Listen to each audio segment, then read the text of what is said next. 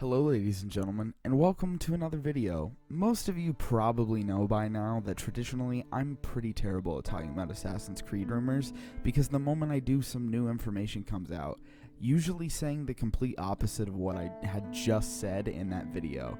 You suck! But no, not today. Today, ladies and gentlemen, I have new leaked information. Anyway, supposedly the achievement list for the new untitled Assassin's Creed game for 2020 has been leaked, and might I say, I'm digging these names. Most every achievement has to deal with Norse mythology, which for those of you who have been living under a rock is heavily involved in Viking culture, which is the current assumed / almost confirmed setting for this new game for 2020. Some achievements among the list include Odin's Sight, which you get for unlocking every viewpoint, the Second Invasion, which you get for completing Sequence 11, and Mimir's Wisdom, which you get for being in good graces with every king. Now, most of you are probably saying, okay, it's just a boring achievement list, but what we really need to look at is the most interesting part of this list. Now, I think the most interesting thing about this list is those last two achievements. I can't recall the last time an Assassin's Creed game had sequences, but I'm assuming it was probably Syndicate, since that's really the last game before they took this whole directional switch. The last two games have flowed more freely and just been mission driven without really separating the game much. This could either be a good or a bad change. It could be good because it could mean we're getting even more of a diverse modern day story, since let's be honest, since AC3 has not really been that great. The reason I'm throwing out this idea is because that's really what the sequences were used for. You would play a sequence, someone would pull you out of the Animus, and then you'd do some activity and go back in. That wasn't always the case, but it was fairly common. This could mean we're following the modern day story more heavily now, since in episode 3 of the Fate of Atlantis DLC, Layla discovered some new information about her life and how to control all these new powers she was given by, I believe it was Minerva.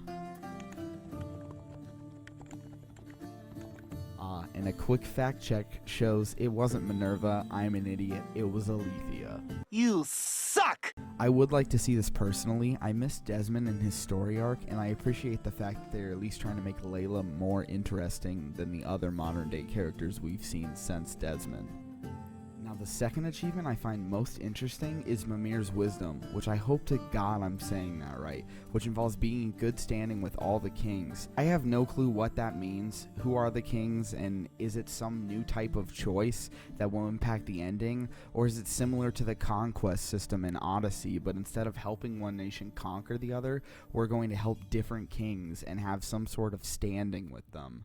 My money is probably on the second option. Assassin's Creed isn't really known for its choice system, which would affect the outcome of the game. Yes, AC Odyssey had multiple endings, but for the most part they were pretty similar and didn't really change much of the story. I would assume this is probably something to do with a conquest-like system instead, allowing for certain people to be more involved in the story than others. My hope is that depending on what your standing is with the kings of certain regions, you can call on them for help, so they can either send reinforcements or supplies of things. I doubt this will be a mechanic.